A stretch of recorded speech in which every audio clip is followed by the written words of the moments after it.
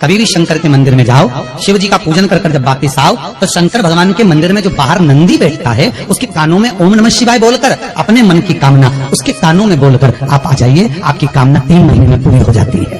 नंदी के ईश्वर भगवान का स्मरण करिए। अगर 7 बेलपत्र आप शंकर को समर्पित करते हो तो 1 बेलपत्र नंदी भगवान पर भी अवश्य समर्पित करें। नंदीश्वर भगवान ने शिव को समर्पित, 1 बेलपत्र नंदीकेश्वर की ओर चढ़े। और बहुत ध्यान दीजिए महाराज, अगर कोई काम अटक रहा है, नहीं हो रहा, बहुत प्रयास करा, तो भगवान शंकर के मंदिर में 5 बेलपत्र चढ़ाइए। और शंकर भगवान की जो छोटी लड़की है अशोक सुंदरी, आपको बताया था ना अशोक सुंदरी का स्थान, भगवान शंकर की 6 लड़कियां हैं, उसमें से सबसे छोटी लड़की अशोक सुंदरी की जगह पर 1 बेलपत्र चढ़ाइए। फिर 1 बेलपत्र नंदीकेश्वर पर चढ़ाइए। और नंदीकेश्वर पर चढ़ाने के बाद भगवान शंकर के मंदिर के बाहर चौखट पर दिया लगा दीजिए साइड में, और फिर अपने घर पर आ जाइए, आपका कार्य सफल होना प्रारंभ हो जाए। नंदीकेश्वर भगवान नंदीकेश्वर का स्मरण कर लेने पर जीव आनंद सुख की अनुभूति करता है, आनंद सुख को पाता। भगवान नंदीकेश्वर का पूरी दुनिया में केवल एक केदारनाथ ही एक ऐसा है जहां पर ओम कुंड विराजमान है। कौन सा कुंड है वहां पर? ओम कुंड। जो बच्चा हकलाता है, तोतला बोलता है या गूंगा होता है, जिसकी वाणी नहीं होती, वो अगर ओम कुंड पर जाकर ओम बोलने का प्रयास करता है तो जितनी देर तक उसके मुंह से घुन्न की आवाज निकलती है उतनी देर तक ओम कुंड में से पानी का बुलबुला निकलता रहता है। और 7 या 8 बार बोलने से व्यक्ति हकलाना छोड़ देता है, तोतला बोलना छोड़ देता है, उसकी वाणी आ जाती है। वो ओम कुंड केदारनाथ जी में बसता है। कहां बसता है? केदारेश्वर। जब सीता जी विवाह कर आई, कौशल्या जी ने कहा, जानकी, ए जानकी, हमारे यहाँ की रीति है, घर में बहू पहली बार आती है तो मीठा भोजन बनाती है। जाओ, या तो खीर बनाओ, या मीठी भात बनाओ, या मीठी चूली बनाओ, कुछ भी करो, हलवा बनाओ, सीरा बनाओ और मीठा बनाओ, बनाइए। जाओ जाओ जरा। सीता मैया गई और माता जानकी ने खीर बनाई।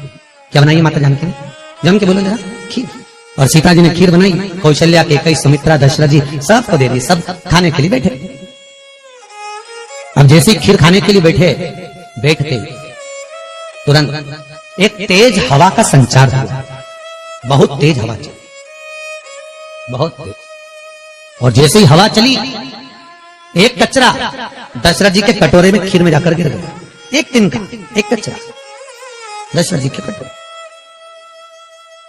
सीता जी खीर परोसकर इधर से निकल रही थी, उन्हें दशरथ जी के कटोरे में खीर में तिनका देखा, कचरा देखा। तो सीता जी को लगा, पहली बार तो मैं अपने ससुर को भोजन करा रही हूँ, पहली बार तो मैं अपने ससुर को भोग लगा रही हूँ।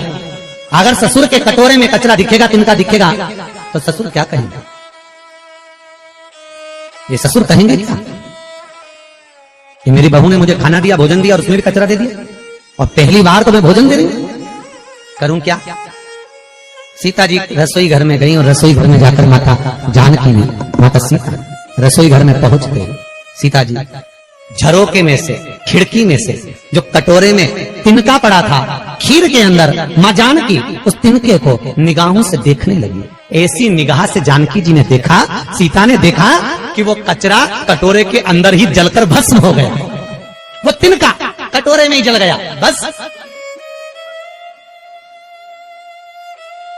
अब तिनका कटोरे में जब जलकर भस्म हुआ, दशरथ जी ने देख ली। और दशरथ जी ने देखा, तुरंत दशरथ जी उठकर सीता के पास में गए। तुरंत, जानकी, जानकी, पिताजी आप आए हो, आओ बैठो। पिताजी रसोई घर में आए आप, मुझे बुलाते मैं आती दौड़कर, आप रसोई घर में क्यों आए पिताजी? कैसे आना हुआ? कैसे आए हो? बोलो। दशरथ जी ने कहा, बहू आज तुझसे कुछ मांगना।